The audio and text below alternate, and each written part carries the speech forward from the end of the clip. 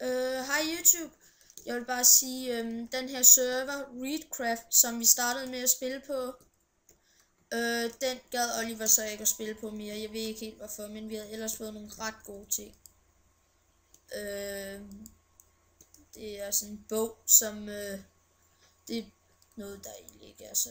Men den er meget god, så hvis I godt vil ind på den, så kan jeg godt give jer IP'en, og I kan selvfølgelig også godt få nogle ting, hvis I vil have det og sådan noget, fordi der er ikke så meget sjovt ved at spille på den nu.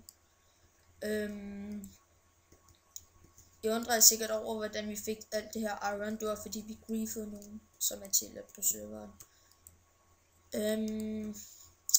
Vi har også en netherportal og enchanting table og alt muligt, så hvis der er nogen, der vil ind på serveren, så skal I helst join i morgen cirka klokken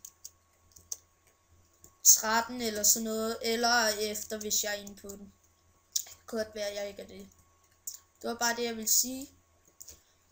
Hej igen.